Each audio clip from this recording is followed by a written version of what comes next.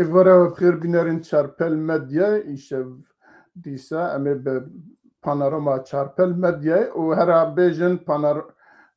evkî bernama dawiya salê em ê bi hev re derbas bikin. Ez û birêz Mehmet Selîm Uzun pêşiya ku em dest bi bernama xwe bikin, hûn dizanin do çardemîn salvegera qetlîama Roboski'ye bû. Em wekî karmendên Çarpel Medyayê û kiryar ewî kiryarî û êkokirina hemiya û reş dikin ji bo kes û karên şehîdan ku 34 kes bûn, 17 ji wan zarok bûn, sersaxiyê dixwazin û dibêjin dê dîrok rojekî pirsa wî qetlîamî bike.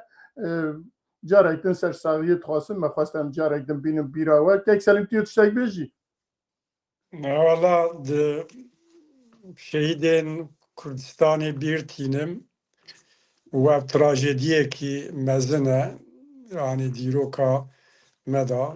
û dema modern da û hêjî dewleta zulmkarê tu tiştekî nekiriye. Em wan bir tînin ciyê wan nav Gul û Gulistanê be.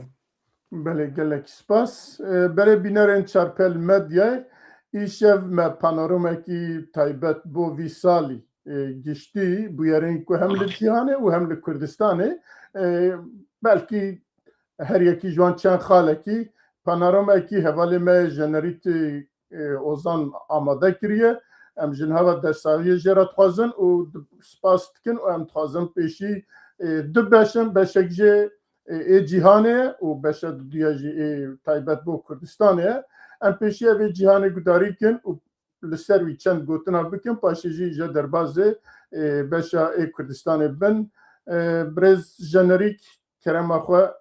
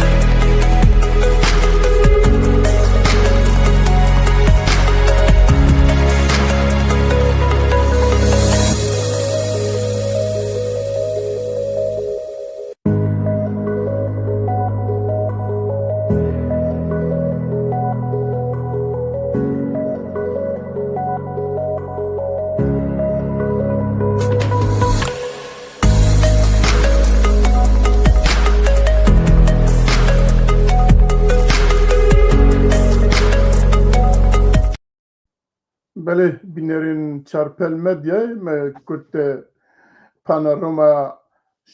salekî ê cîhanê gudarî kir. Çend heb sernivîs bûn. Em ê li ser wana çend gotina bikin û paşê jî em ê derbasî xala xwe dudiya bikin. Birêzkek Selîm bi rastî gelekî bûyer qewimî ne eva salekê sal û nîvek pêşe. Di dünyada cîhanê de gelek bûyer qewimî ne lê me xwest em kurte vîdyokî nîşan bikin. Li gor vî kurte vîdyoyê em lê dinêrin ku eva salekî ye. Hema bêje cîhan hemî di nav şer da ye. دناف شر ده هرچند جالی ترامپ فاد بیجه است خواستم به شر دنیای بقدین و خلاص بکم هم شر عبوریه هم شر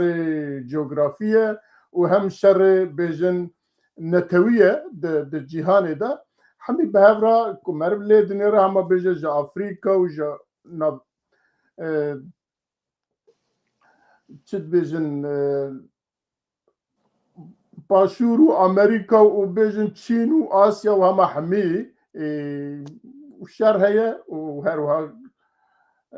هر وها دانستاندن جی هیه بنا به شر و برچیبون جی هیه قتیام جی هیه کشتن جی هیه و نزانم چه جی هیه اگر تخوازی تو همه که بحثا وی برز و وقت پانورامای بحثا هم بکه و پاشه اگر تشتکی که ما یا تشتک هاته بیرام از جی بیش سرچاوا ایوارا و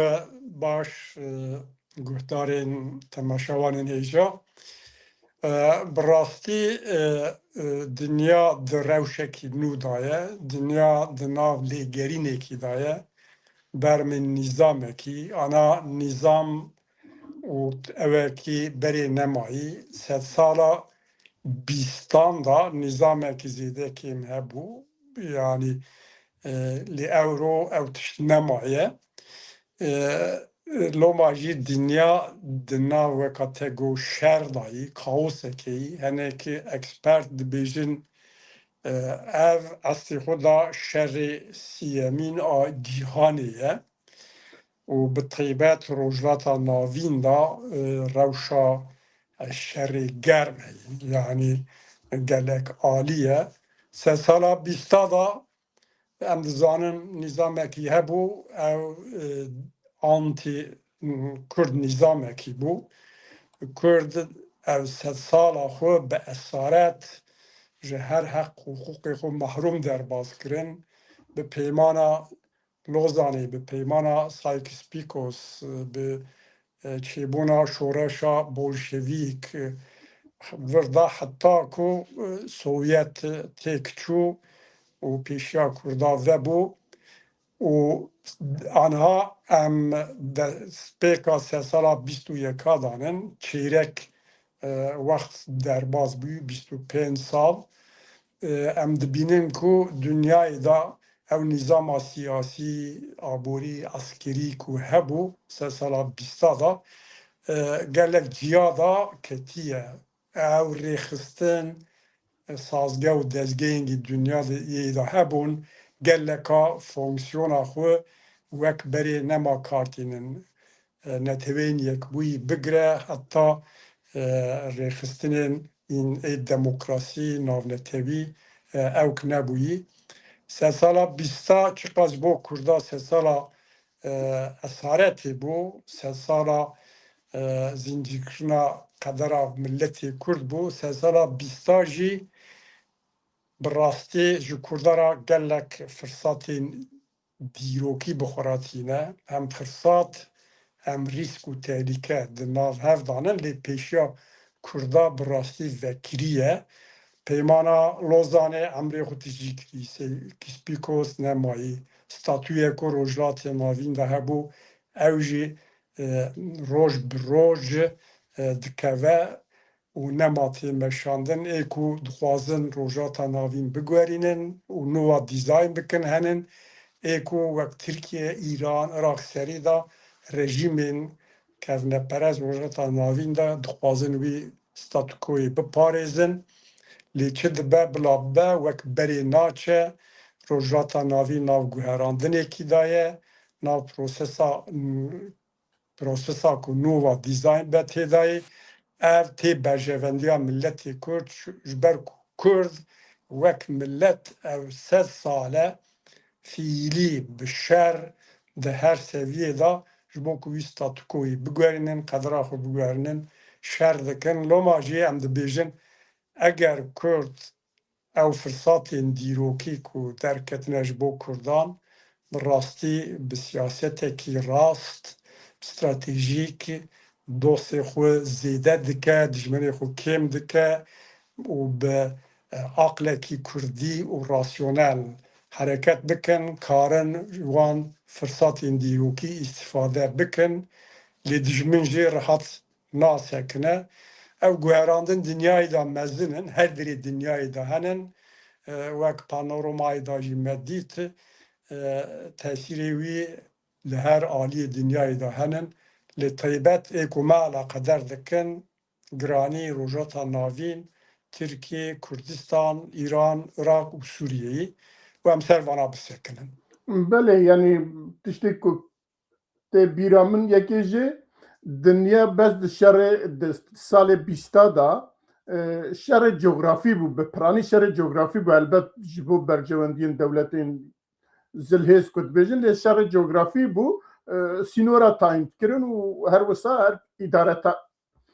îdarê wan sînora pêk danîne lê şerên piştî bîst û yeka bi piranî taybet salê dawiyê biya şerê aboriyê jî bi pêşveçûna teknolojiyê bi pêşveçûna teknolojiyê êdî firset ji ew ê coğrafiyê zêdetir biya ew kê aboriyê ji Çînê bigir heta Rusya ji wê bigir Amerîka û aliyên din di nav şerekî bi taybetî aboriyê de ne ji bo wî jî di rojhilata navîn de û her wiha li Afrika jî bêjin hem şerê ew kê heye hem şerê bêjin coğrafî heye ê netewan heye ê xelqa heye û hem jî şerê aboriyê bi rastî xelq dibin bandorekî feqîriyê dane û birçîbûnê dane dibe aliyê dinê şer jî a dudiya jî ev e em dikarin îca eger tiştek din hebe dîsa tê bê jî em dikarin derbas bin. Ew ê derbas bikin tam. Belê. Panorama me dem divê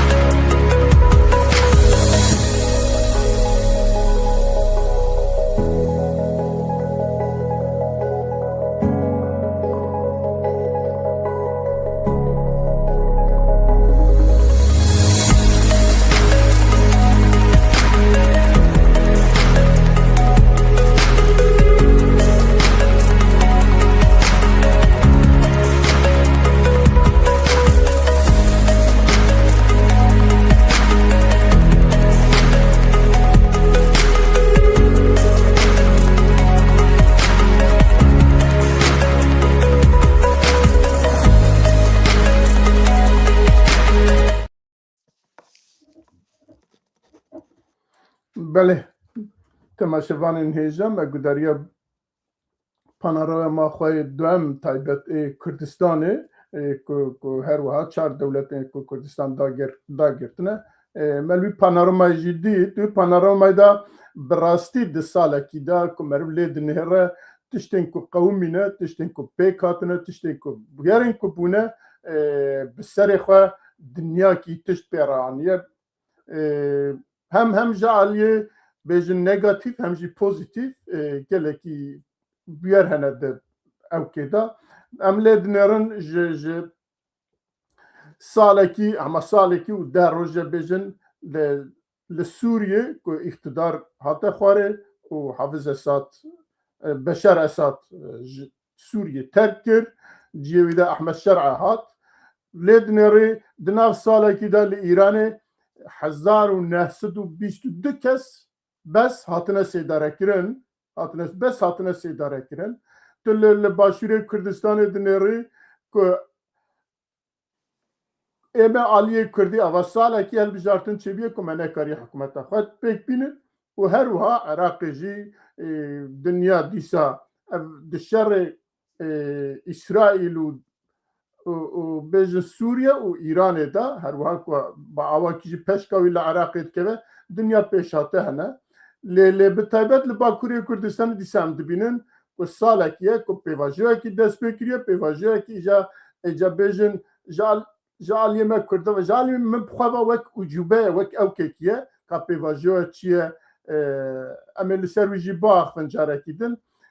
werhasil û her wiha birçîbûn aboriyekî gelekî xirab ma bêje her çar perçê Kurdistanê û dewletên wan aboriyekî gelekî xirab hene li Îranê êdî xelk ji erdê pûş û pelaşa top dike dixwe li Tirkiye millet bi aqilê mervet tê nake çawa îdare dikin li başûrê Kurdistanê dewleta Iraqê her carê di mesê me mûçe meaşê xelkê nade bi zorî ew dike werhasil gelek tişt hene ez ê pêş ku behsa hemî tişta bikim bi Kurdî ez ê bêjim bêlim kek Selîm ka çi dibêje hema bi sirê ve em dest pê bikin kerem Ya bi rastî ev sala çû ji bo Kurda salekî têr û tîjî bû bi aliyên xwên ji bo Kurda baş aliyên xwê ne baş salekî wiha bû çend tişt henin ku hema sala 2025 her roj her saat di rojeva Kurda da bûyî ne tenê yek parçe çar parçe em ji wana yek rewşa rojava yani Kurdistana rojava başûr a dudiya ew prosesa ku Tirkiye de dest pê kiriye ku Tirk bi Tirkiye bê teror nav dike ji vana yeke ev du tişt ama her roj mala her Kurdî da li cem her Kurdê welatperwer em pêra rabûne û rûniştine îcar her mû tişt bi hevû dîra girêdayînin werbûyî ku li rojhilata navîn çi diqewime li Sûrî dibe, li Îranê dibe, Iraqê dibe, Tirkiye dibe û heta İsraîl, Filîstîn, İsraîl, İran ketina Beşar Esad vana hemû rast û rast tesîra xwe li ser rewşa Kurda û Kurdistanê dike loma jî meriv nikare ji hevû du biqetîne û li gor wê jî meriv lazim e şîrove bike arastî piştî ketina Besad Esad Beşer Esad li Sûriyê velatiyekî derket bi koalîsyonekî navnetevî Colanê Ehmed Şara û ev cihadîst hatin hukmê û ew salekî ye لسر حکمینن و دبیجن ام سوریه کی یک گرتی مرکزی سوریه کی یک دولت یک اردی آوا بکن تو گاوه کی ناوید نه هر چکاز دنیا لسر سری وان بجی زورگه جی بکه تو گاو ناوید نه و به اوا ترکیه قد تشتک هیا ایرو نکری چی کریه یک آلیه اره هنک تشتاد بیجن لی تو گاوه کی ناتی آویتن روشا روژاوای کردستانی جی دوی کاوسی دا کاوسا کلی سوری آنا هیه فیلی وک روشکی فیلیه سر عرض خو به هزین خوین عسکری به سیاسی به اوی فیلی اداره کی سر بخواه هیه ناوی وی چه دبه بلا به سر بخواه هیه دناو و ساله کی دا لسوری گله قتلیام چی بون قتلیام لسر درزیات چی بون لسر علویان قتلیام شیبون هیجی دوام دکه و هفتا چو شخو دیسا جامعه کی دا 8 کساتن کشتن و دوی را پروتست و دست بکرن هیجی دوام دکه درزی اوجی دبیجن ام فدراسیون دخوازن و لسر عرض خو جانها دا وک او سری خو حرکت دکن علوی بدنگ بون حتی دما نزک وقت تراوما کی درباز بکن لی خویای دناو علوی داجی ایدی تفگره کی دست پیدکه شیخ گازال سروکی کی دینیه bu du cara bang dike li ser bangawi xelkê Elewî li Laskiye, Tartus, Hema gelek ciyên dinê da meşa çê dikin, protestoya dikin. Aliyê dinê da grûpên dînî, mezhebî ê dinê jî her roj benda tiştekînin. Li kilîsa, li derên dî êrişê tunderev serwan çêdirin. Ew dide xuyan kirin ku li Sûriyê iktidara ku hatiye, iktidara Ahmed el Şara fiilen li ser Sûrî tu erkekî wan, hekîmetekî wan tuneyê, a siyasî, a askerî, a hukukî tenê kesîmekî temsîl dikin, li gor wan hereket dikin, hêza ku heye ev jî ji 16 belkî zêdetir grûpên cihadîst, terorîst pêk hatine, yekî gudarî nake, ji xwe êdî belî dibe. Ê Kurda jî rojava hem tiştê baş bûn, ew salekî yani wek berê Tirk êrişî wan kêm bûyî, tiştê hêrî girîng li rojava wek panoramayê da jî hate nîşandan 26 Nîsanê konferansekî çêbû, hemû aliyê Kurda têda beşdar bûn, wek îrada hevbeş diyar bû. Ev îrada hevbeş a rastî li gor dilê Kurda bû, gor dilê milletê Kurd hem de Rojavayê Kurdistanê hem parçên dinê de dinyayê da tiştê ku Kurd dixwazin Kurd bila bibin yek çi dibe bila bibe yekîtiya xwe pêk bînin, duyemîn bila stratejî û daxwazên xwe eşkere bêjin, net bikin. Li vê derê da ji heya federasyonê jî daxwazên hevbeş hatin tespîtkirin û diyarkirin, ew gavekî pir baş bû. Yekîtiya nav xwe tevê hinek zor û zehmetiya dimeşe, ew ji bo Kurda baş bû, lê gefên Tirkiye hêjî dewam dikin. Van rojên ku em têdanin, ha îro, ha sibê em wiha bikin, lê xuyayê ew jî zêde hukmê wan tuneyî ji ber ku Rojavayê da ne tenê Kurd in ku qerar bidin. Amerîka têda ye, Fransa navdayê, İngiltere navdayê, Almanyayê, hema dewletên Ewropayê dîrek ya jî endîrek, heya derecekî İsraîl têdayê. Loma tiştê ku Tirk dixwazin li gor wan nabe, zor dide iktidara şara li ev jî navbera wan da dimîne. Kurd Tirkiye dixwaze ku Kurd silahên xwe teslîm bikin. Bi projeya bê teror Tirkiye destan pêkir.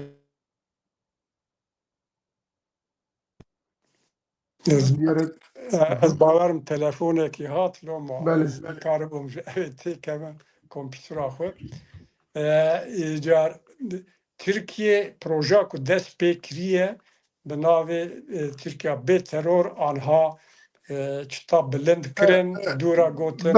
Brez Kekselî dixwazim Baş. pêşem derbasê Tirkiye bibin ez çend Tabii. gotina li ser Rojavayê Tabii. Kurdistanê bikim.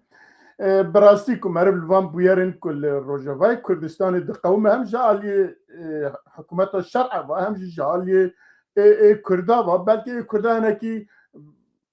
baştir bi ser hev vane dikarin hinekî tişta bikin ji ber ku tecrübeya wan ê 12 salî 13 salî heye ku xwe îdare dikin û hêzekî wan jî heye lê diyar e hem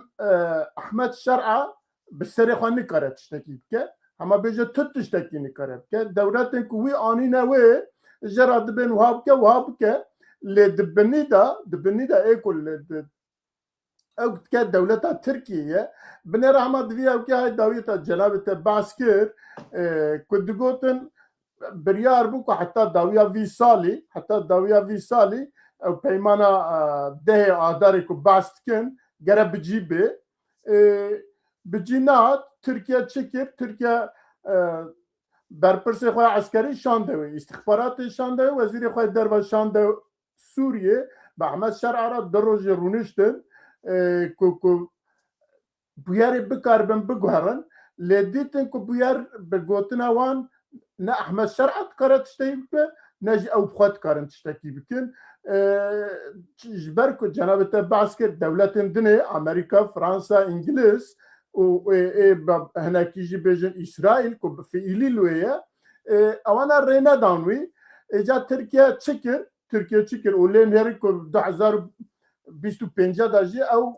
biryar dê neyne bicî kirin û her wiha li Tirkiye jî pêvajoya jî dê mecbûr digotin dê meha 12 ew jî were îşê wî meclîsa ku hatibû hilbijartin ew jî biqede teslîmê meclîsa Tirkiye bikin ev ê dinê li wê neqediya Tirkiye rabû provokasyon kir provokasyonên hay 2 roj 3 roj ku pêşî bi Hesedê ra dest pê kir paşê çû gihîşte Elewiyan û îro jî dîsa li Ewkê li çiya navê wî bendava Tişrînê çûne şer kirine li wê sê kes birîndar e Tirkiye dixwaze kaosekî li wê derxe wan ew ka kaos derxe lê ji ber ku ez dixwazim viya bêjim ji ber ku wek peymana ku danîbûn ku 2025 da ew ê dehê adarê dê were qebûlkirin ew hel bibe nebû Tirkiye jî ew pêvajoya ku dibêjin çareseriya ya jî terora Tirkiye bê teror ew jî dibiya 12 mehê meha 25 xilas biya ew jî wextê xwe 2 meh dirêj kir ka bisem 2 meh jî çaverê bikin ka em çi dikarin tesîrekî li ser Rojavayê Kurdistanê bikin eva bixwe sinyalekî ye bixwe diyardeyekî ye ku Tirkiye ew pêvajoya Tirkiye bê teror li ser mesela Rojavayê Kurdistanê dest pê kiriye û dê bi wî jî biqedîne ka hêcan binêrin çi dibe kerem Rast e yani pêvajoyê ku Tirkiye da dibêjin tu tiştekî ji bo Kurdistana Bakur têda tunî ne daxuyaniyên Abdullah Öcalan da ne daxuyaniyên Dem Partiyê da ne daxuyaniyên berpirsên PKK da tu tiştekî zelal ji bo Kurda tunî berevajiya wî Abdullah Öcalan wek hemû dizanin dubare bêjin ji bo Kurda heqên kulturalîst bîle naxwaze ne hewcî û teqabûlî rastiya sosyolojiya Kurda Tirkiye nake û bê qayd û şart dixwaze Kurd bi dewleta Tirkiye û bi civata Tirkiye bê hak, bê hukuk, bê nasname, bê tiştên millî entegre bibin, yani nav civata Tirkiye'de bihelînin û bibin wek Tirki sed sala duyemîn a Tirkiye'de proja Tirkiye ev e PKK û Abdullah Öcalan jî bi paradigma xwe viyara xizmet dikin. Lê hemû wek te got ji ber tirsa ku rojata navîn tê guherandin nûva dîzayn dibe û ciyê Kurdan ev ê têda hebe û rojava li ber bi girtina statûyekî çi dibe ew statû federasyon ji federasyona heya îdara muxtariyetê îdarî muxtariyet mutlaka statûyekî heyî Tirkiye dixwaze heta mümkün be ev statûyê kêm bike ku Kurd nebin xwediyê tiştekî li erdê xwe statûyekî ciddî û warê navnetevî da tiştê pir girîng e. Vê noxtê bi taybetî di huquqa navnetevî da Kurd cî nestînin bi statûya xwe. Başûr li ser axa xwe statûya wî heyî lê dinyayê de heta neteveyên yekbûyî li her derê de statûyekî wanê huquqî ye li gor huquqa navnetevî ye. Li Bakur jî ber bi wê evê ye prosesê ye. Tirkiloma dixwazin ew nebin hemû tişt bi rojava dest pê kirî û bi rojava biqede qedera wî prosesê jî rojava wê tayin bike. Loma jî Tirkiye'de li Bakurê Kurdistanê da herkes benda wî tiştî ye. Yani bi taybet tabana Dem Partiyê taraftarên PKK yani dibêjin ew ê tiştekî çi be em ê benda bin ka çawa dibe bêdengiyekî heye. Yani ew bêdengî bi xwe re çi bîne anha da em nikarin tiştekî bêjin lê em dizanin ku ev kîtla ku 6 milyon rê dide Dem Partî di viyara nerazî ye û ne bi wî tiştîrayî û bi hêviyekî benda hinek tiştayî ew bêdengî wek nîşaneya rojên ku pêşiya me da gelek tiştên girîng biqewimin nîşaneya wî tiştîyayê civatê dî de bêdengiyekî wiha dûr û dirêj bi rastî ne mümkün e li gor quralên civatê. Îcar em ê binêrin û bi vîya girêdayî eger ew ben dikarin ser babetên dî jî bisekinin. Ez ê hinekî behsa Evet. wî bikin hinekî behsa eger ku meriv bine di 2011 da li Oslo pêvajokê hat dest pê kirin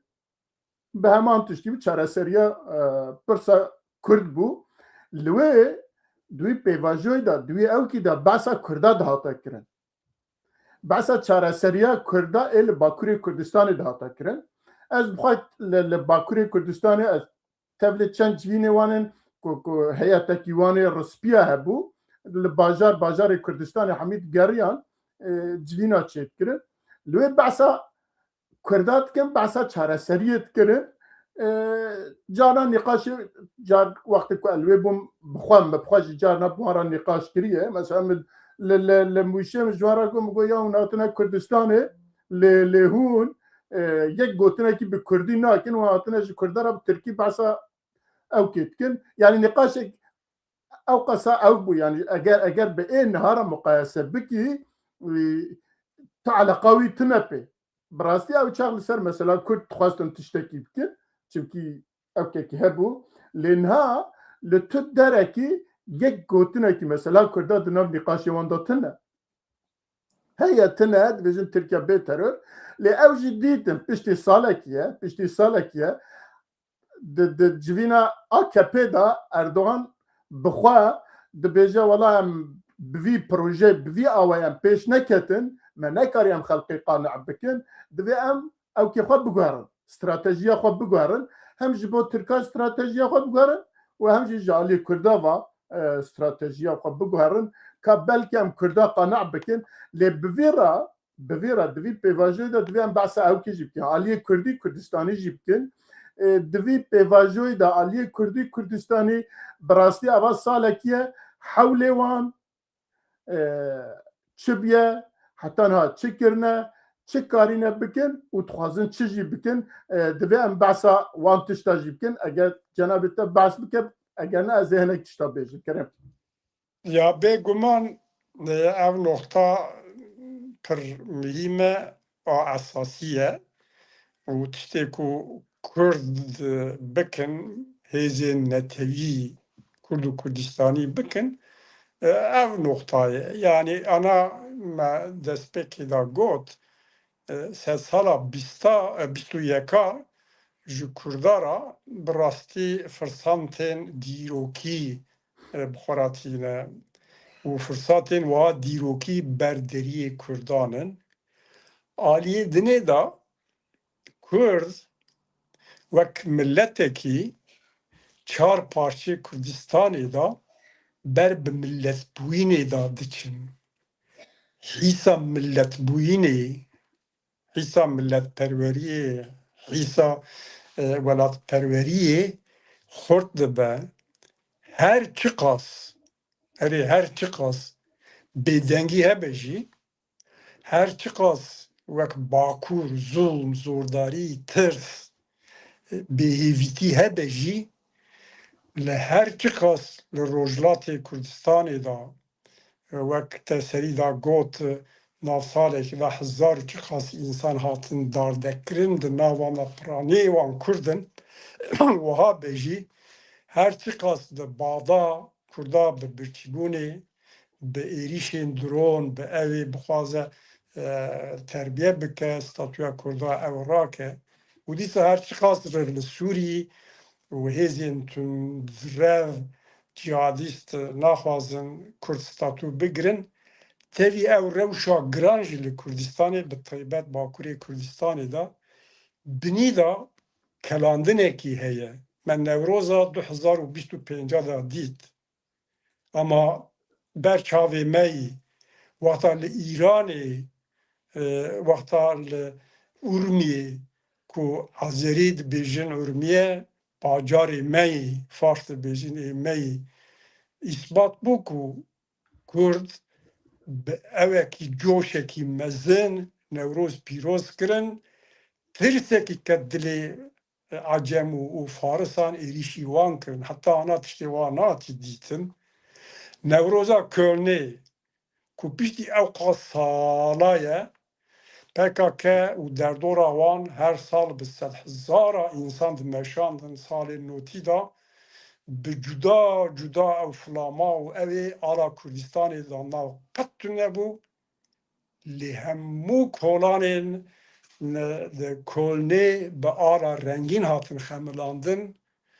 bi sed hezara însan beşdarî Newroza bû ku bi hîsekî bi coşekî netewî millî kete evê. Dîsa li her derê dinyê wexta meriv mêze kir ku wihayî. Dîsa wexta serok rêzdar Mesûd Barzanî hat Cezîrê me dît ku ew bêdengiya ku heye ne wiha ye. Binî da civatê da hey li cem xelkê hey wa milletperweriyekî bi zor û taada xwe veşartî ez viyara dibêjin milletperweriyekî veşartî ji ber zulm û zordariyê wexta firsat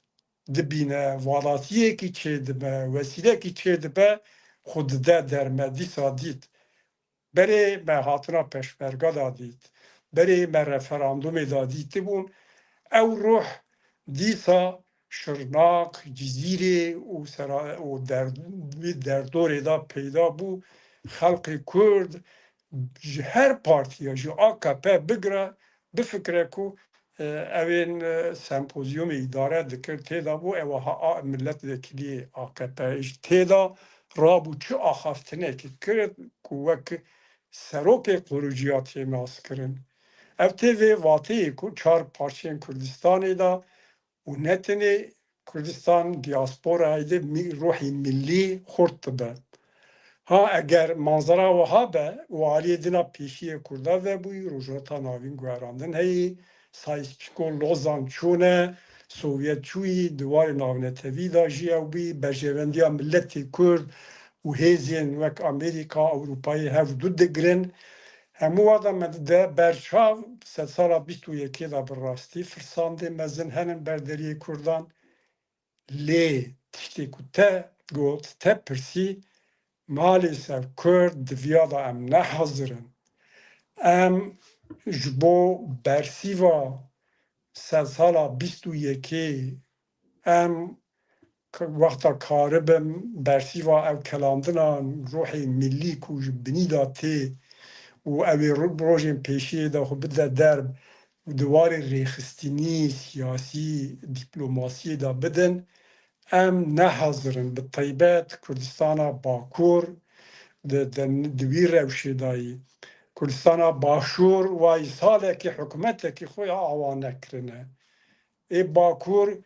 anha berê me Kurd dikirin, Kurd ji xwe re digot Kurdên normal xelq em çûn me digotin hûn ne Tirkin Kurdin bi sal bi mehan me wextê xwe da dikirin Kurd ana 6 milyon rê didin dem partî û ew ê dinê anha ber bi Tirkiyê çûne ji ruhê Kurdîtiyê berê wan didin Ankarê didin entegrasyonê rewşekî wiha da em çi bikin ê ku ji xwe re dibêjin Kurd û Kurdistaniyê lazim programekî nû haziriyekî objektif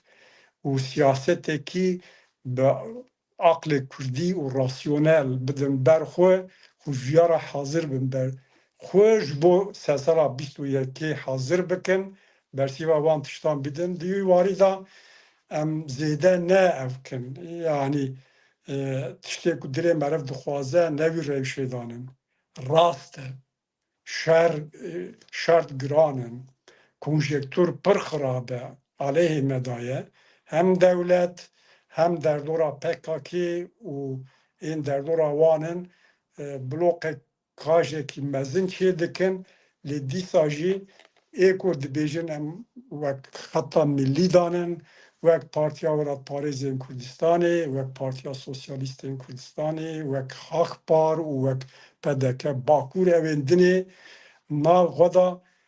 bi şeklekî bi rêyekî îtîfaqekî yekgirtinekî platformekî ava bikin temsîliyetekî millî derdixînin û bersîva vê prosesê bidin eger ne wiha be carekî din wek sed sala bîstê firsatê ku ketine destê me tirsa min ev e ku em nikaribin jê îstîfade bikin. بله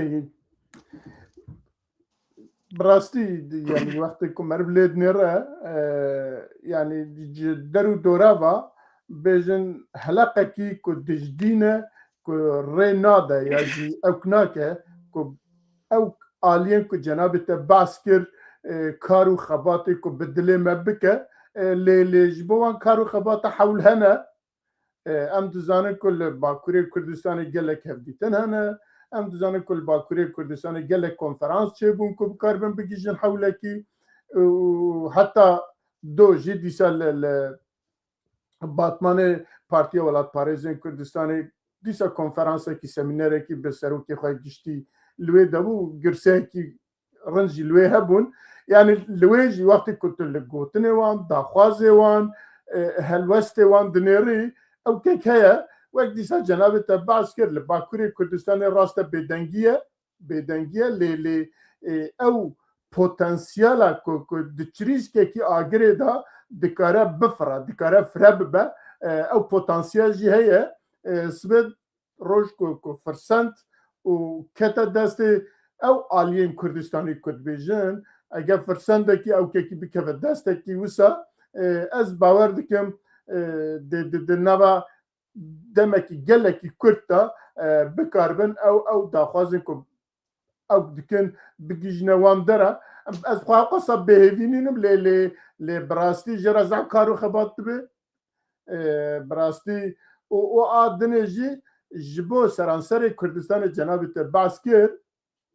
hem xeterî heye hem jî derfet hene ji bo ku ew bibe dibe di çar perçên Kurdistanê seranserê Kurdistanê da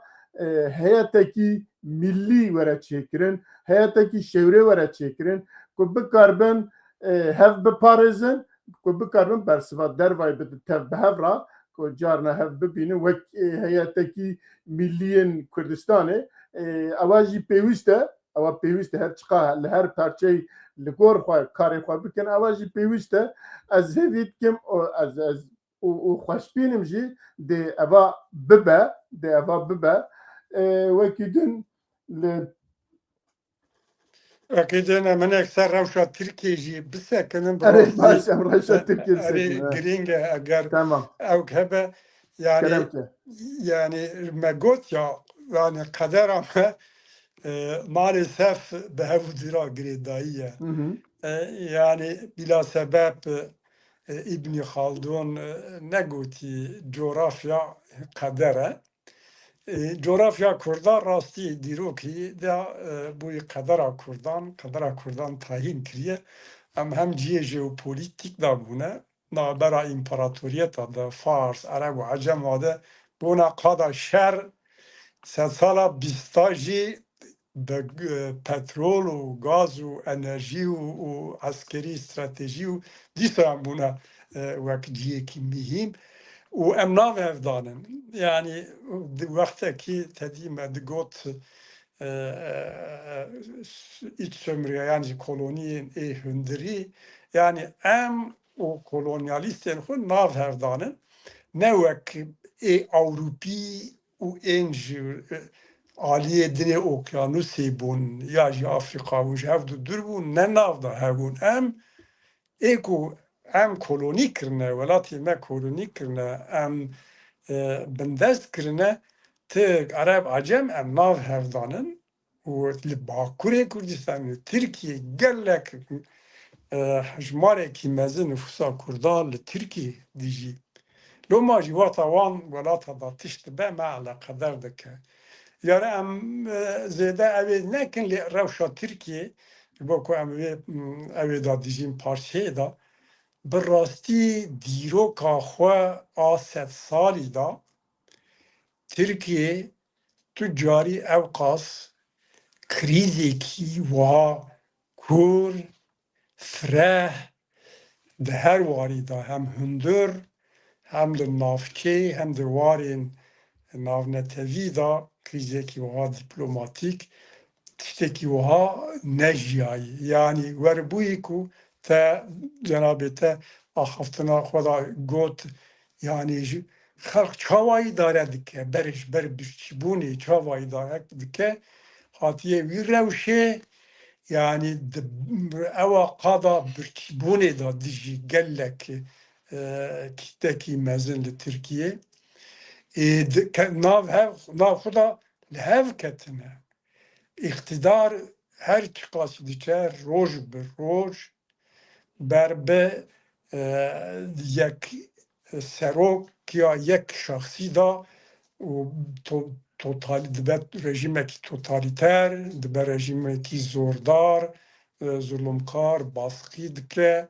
û dibe rejimekî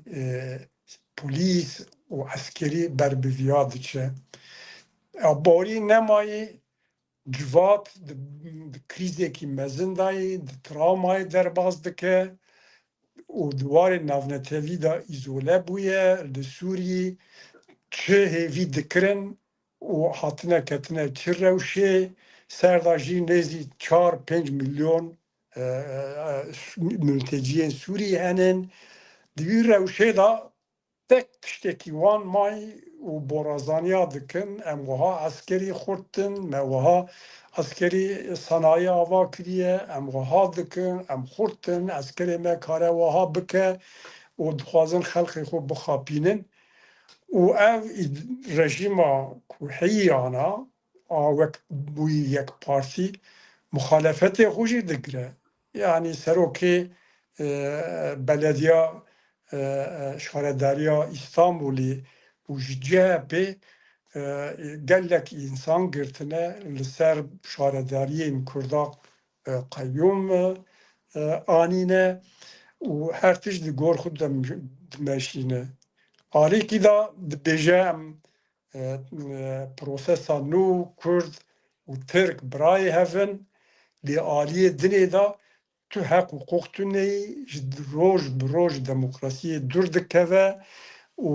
tehemûla wan muxalefeta xwe a hundirî ra jî tu neyî bi vî awayî di civata Tirkiyê da jî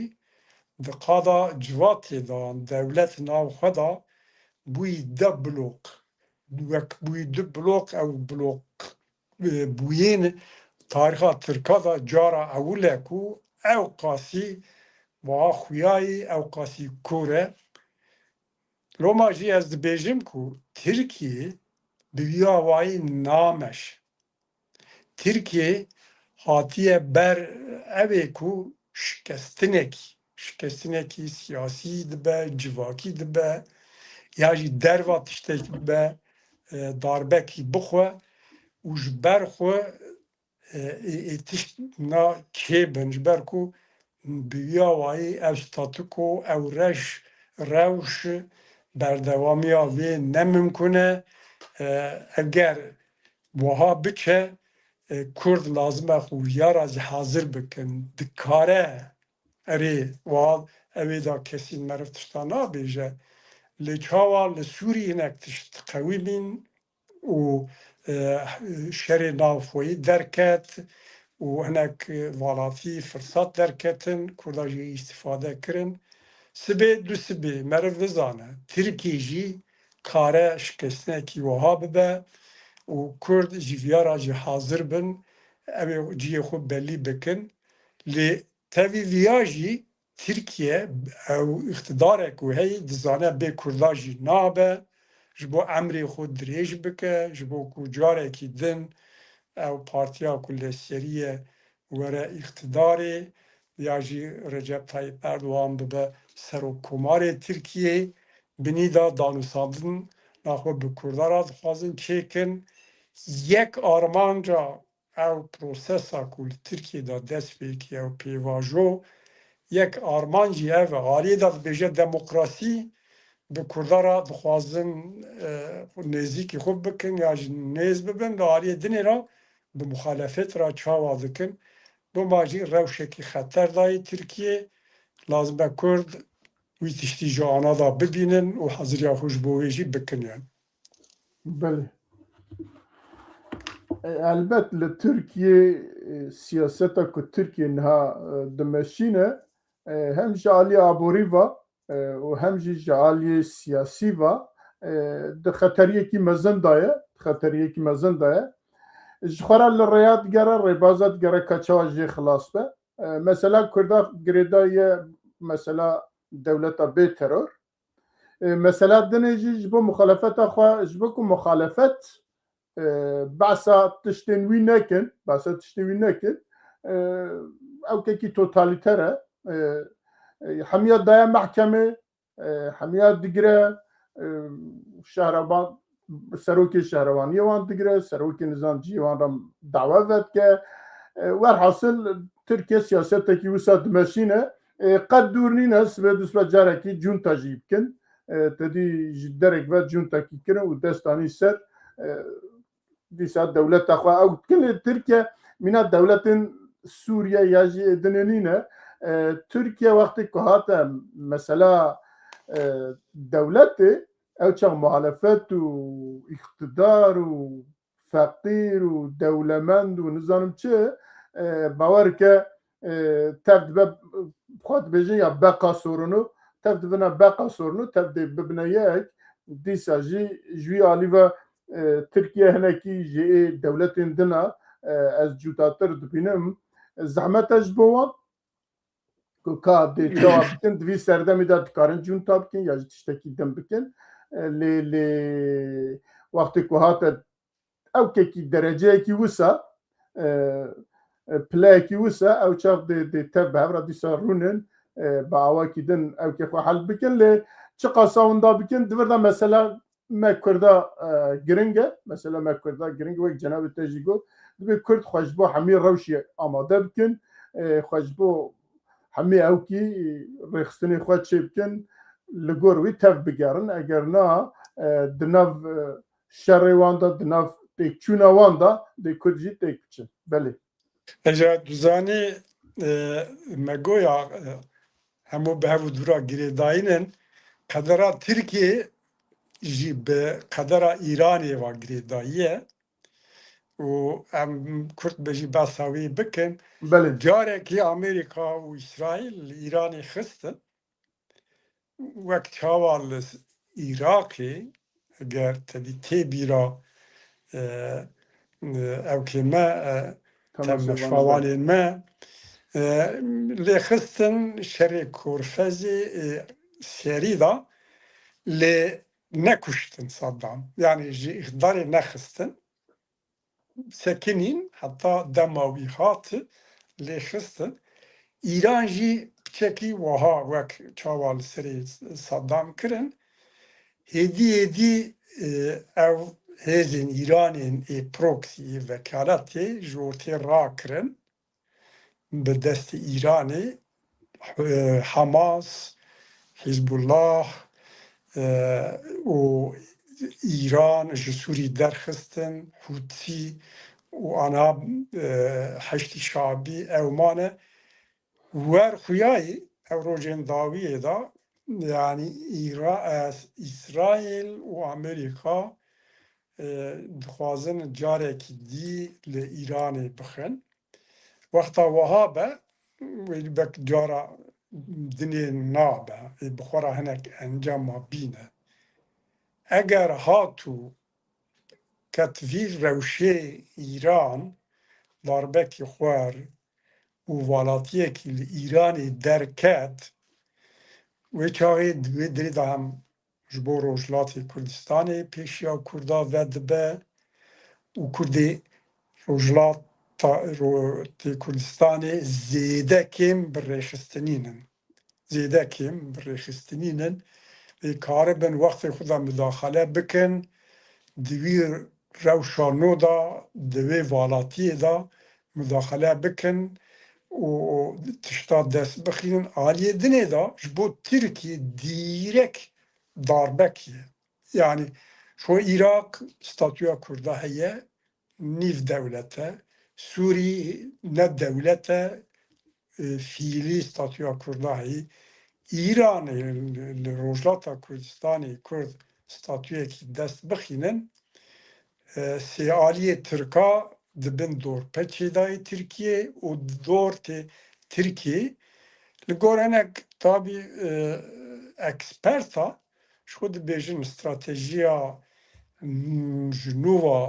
dîzaynkirina rojhilata navîn de wiha ye gav bi gav e û ev gav bi İsraîl û Hamasê dest pê kiriye bi Îranê dewam bike dûra dawiyê da wê dor were Tirkiye wek berbiwiya diçe û wê çaxê ew tiştê ku an berê min got Tirkiye berşikestinê de qesta min tiştê wihanin yani ne wek cenabê weka cenabê te got Tirk dewletînin Tirk dibêjin xwedê zeval nede dewleta me çi dibla bibe lê wexta ew rewş ew roj hatin rastî ne wiha ye tê bîra me em dizanin ku me xwendiye wata İstanbul îşgal bû piştî şerê cîhanê Tirk hinek bûn tarafdarê İngilîza hinek bûn tarafdarê Amerîka hinekî İngilîz muhîtler cemiyetî ava kirin hinekî mandatiya Amerîka xwestin û ew pêra nebû heta li gor hinek tarîxzana wata Rom Yunanistan eskerê wan ket Marmara Egeyî gundiyê Tirka bi ala Yunanistanê çûn pêşiya wan İranê da wexta tiştekî wiha bibe bi xwe re li ser Tirkiye bîne û bibe sebebên şikestinekî a siyasî a siyaseta sed salî di vî manê de ez dibêjim Roma pêşiya me da wan rojên pêşiya me sala کتی سالا 2026 دا بهتر مره بالا خود بده لسر ایرانی لهمبر ایرانی چی بین ببه و بخورا چی بینه بله لإيران آنها اگر مخالفت بپرسن مخالفت آنها بس کرد هنه لعالی دم بلوجی هنه وکی دم مخالفت کی کمرف به دست بکره بگیره بیجه اما مخالفت لإيران برخستنی تننه ایجاد وقت جناب تجی گول باشور کردستان یا جی لعراق چا پیشی صدام ملیوی دستوی برین باشه چون ایجا مخالفت چکره دیسا لباشور کردستان مخالفت دیسا کرد هبون ادنا تنبون ادنا عرب تنبون حتی کوانا جی چکرن دمکی دریش پی درباز بو باشه مداخله کرن صدام آنی خواره لدولت ایران و عراق جی دبیجن دبی ام بعثاوی جی بکن نوکبن عراق دولت کی سنی بو باشه هات بو چکرن لإيران به هزاران سال پیواجو اوان هیا وکی اداره وک دولت خو مشاندن وک قرالیت خو مشاندن به هزاران سالا پیواجو وی هیا تجربه وی هیا او کی وی هیا دکاره بیکو سبه دزبا شرکی جی به امریکا را لحف بکه اقتدار کی داینه و دیسا روشا خو بدومینت کاره وسا جیب که لی وقتا کتش تکی وسا ببه از دبیجم لرجلات کردستان کرد جبو اداره کرنا دولت هنه حاضرن آنها که فرصت بکوه دست وان و جناب تاجی بحث کرد برخستنینه تکارن خو برخه بدن یعنی تمام بیجن سر کردایتی وانو او کی وانو لدروانه لی دناو رجلات کردستان دا وک باکور وک آلی دنینن و بسالانه برخستنینه بسالانه لوی سیستم وان هیا دزگی وان هیا او کی وان هیا حتی دوان دمی او کی های تاویه دا دیسا تکارن دناو باجارا دا کار خواه سیاسی بکن و با اواکی سویل نکو بلشکری نکو بسچک لرجلات کردستان آلی رخستنی و زیده او کی وان تنه کماسی وان زیده نینه وک ایمانینه در فتح فرصته وقتا که دولت دنیا جی بیجن اره باور که نا 24 ساعتی داجید کاره او تشتا ببه بله لی بیرنک تعلقه کی دوی دریجه هی وقتا لسوری دست پیکر هیزین کو هبون وانا مداخله نکرن حتی باشور کردستانی جی وک به اوکه کیمان وجودی والاتیه PKK fırsat dit û xwar zê îstîfade kir xwe PKK wek vakum her birê kare rehat dagire û xwe zû mubalize bike. Li Rojhilatê Kurdistanê ew talûke heye. Pejak di yedekê de ye çi qas xurt e çi qas kare ew tiştê dineyî lê eger walatiyek li Îranê derkeve tiştê hêrî evk ji bo aliyê Kurda da tiştê negatif ê pejak hinek hêz pejak derxînin pêş me dît ev serhildana jiyan azadî da rabûn ser navê pejake berpirsyarên wan gotin eger pêwîst be em dikarin li rojavayî yê dest bavêjin û em kontrol bikin wî sinyalê wê çayê dan ew ne tenê ji ber xwe bû û Îran navbera xwe û wan baş dike û heta li gor hinek çavkaniyan hinek hêzên PKK xwe kişandine Rojhilat hinek silahê xwe jî hinek jî ber bi Rojava çûne ev ihtimal heyî lê ewa dawî ez ê bêjim wek xweşbîniyekî eger İsraîl Amerîka hemberê Îranê dest evê bikin pêşî evê berê xwe bidin heştî şabî. Ji ber ku stratejiya İsraîlê de ew e serî da pêşiya xwe paqij dik. Ana berê ku xwe bigihîne İranê çawa Hamas û Hizbullah û evê dî ew kirin û İran ji Sûrî derxist li Iraqê jî ew ê pêşî li heştê şabî xe û dûra berê xwe bide İranê ew jî di berjevendiya Kurda dayî bi taybet ji bo Başûrê Kurdistanê xeterekî talûkekî pir mezin e heştê şabî. Ji wextê xwe da Serok Rêzdar Mesûd Barzanî gotibû erê hûn dibêjin îşî Daîş wehayê û wan tiştan dike lê heştê şabî ji wan xirabtir e. Vê demê da gotibû tespîtekî danîbû eynî wiha ye. Berê xwe bide wana yanî wek xweşbîniyekî wek pêşbîniyekî min xwast ez bêjim. بله شخوا حتی که امریکا و اسرائیل و دولت دن دست خوا باونه جبو که دست خوا باونه ایرانه حتی حشد الشعبی جوی تمیز نکن دست خوا نابنه یعنی باشور یا عراق حتی وانا تمیز نکن حولکی وسا مزن بویا لیوان ناکن لیوا شخوا دست بکریه آنها ایرو سروکی پارلمانتویا عراقی هاته هلبجارتن چی بو ناوی هیبت حلبوسی به 208 رaya denksten diye dengeki mazene biye seruki parlamento Iraqi avana hiç peşiya ku parlamento dürüst bikin ya ji seruki helbjerin heneki kanunan derxistin heneki gruben ku be silah bun وانا وقت تروريست لكن قلت انا ما قبول لكن دبي ورنا وكفبكن وحشد الشعب يجي حشد الشعب يجي دبي ورن بكمنا ناف هيزا دولتي اذا بكمنا ناف هيزا دولتي تشا بريبا بتشن او دمنا باواكي دن تاكتيكي دن وامريكا جي تشنجر زور داستروان حتى في داويها جوارا دبي وانا نمينن يعني او حكومتها كتشيبه يجي او سروکا کوره دبی دوی علی دا مسوگر به خدی بریار به اگر نه اویشان نابه ام بنرنج که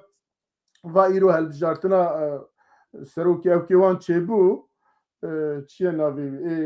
پارلمنتو وان چه بو هلبوسی جی بو سروکی پارلمنتو اوی بری قبول نکرن چونکه او هنه کی او کی به ایران وازیده تر بو اوا چاکی از نزانم من لسرویسی ده او کمتنه کایجا چواد به لوی کرد دیسا ایرو پارلمنتویا عراقی به کردی و به عربی سوندا خوارن و هر وها کرد لسر پوستن خواه یا او جیان کد خواستن لسروی مسوگرن لجبو سرو کوماریه هنه کی لحو نکرنه اویجی دسبا بریاره کجی لسروی وره گرتن لدوان پوست خدا ای وزیر دروا بو ای نظام جیگره ددیا بسیا بو ای او کی سرو کی حکومت ور حاصل اوانا تف او کی خوان نشان کرنه de çe bibin jûyê alîva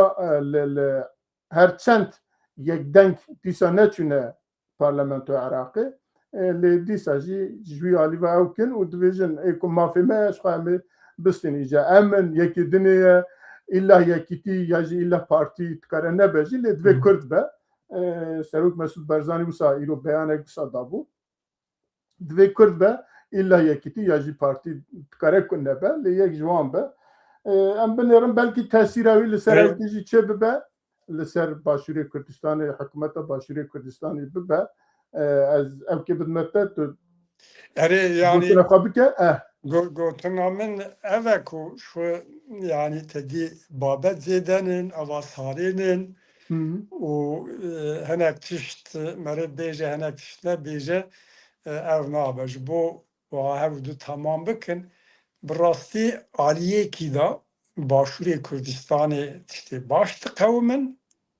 lê aliyekî tiştê pir xeter jî henin ayê tiştê baş çi ye Amerika konsolosxana xo ahêrî mezin dünyayê da. بله Hêrî mezin li hewlêrê vekir. Yani ana gelekî dibêjin Amerîka ji rojata navîn derdikeve wiha dibe û paşta diçe û wiha dibe lê hêzên xwe ji badayê ji derê dî jî kişandî li hewlêrê cî kirine û konsolosekî wiha mezin ava dikin. Yani ev ne tedî wiha Amerikan cidî mere bike evê bike siyaset objektif û rasyonel e. Yani hat berjevendiya milletekî welatekî gor bir hereket dike yani devletekî mezin e, emperyalîst e ya ji berê Kurd xapandine çi dibe bila bibe lê tê vê vateyî ku timekî siyasetekî dûr û dirêj û stratejîk dayê pêşiya xwe ku ew qasî ciyekî merkezekî mezin vedike û ne merkezekî konsolosxana yek dualî ye. Diwarê siyasî, askerî, dîplomasî, aboriyê û ew ki jeopolitîk siyaseta Amerîkayê da wek merkezekî ye. Ev ji bo Kurda, ji bo pêşeroja Kurda mihîm e. Ev yek, a duyemîn her çi qas Bağdat berxud da û nûçeya Kurdistanê birîn û xwest bi birçîbûnê terbiye bike jî dawî da çi bû mecbûr bû peymanên ser gaz û petrolên Kurdistana Başûr bi kampanyayên dinyayê mezin ra qebûl bike. û ew bû انتگراسیا بله erê ew bû tiştekî diwarê hiqûqa navnetewî de diwarê siyaseta navnetewî de bingeh kir. Qebûl hate qebûlkirin tiştekî mihîm bû. Dîsa yani çûyîn hatinên dewletên dinê Ewropîya Ereba Rojhilata Mîn wek dîplomasiyê de meriv dibîne ku şûna Bağdayê hewlêr bûyî paytexta dîplomasiyê. Şu foruma doxê de jî meriv ev tişta dît û bû wek ewa nêzîkbûna Kurda jî meriv ew jî di sala vê salê de gavekî mihîm bû. Yani hêzên Rojava û Başûr wê derê da wek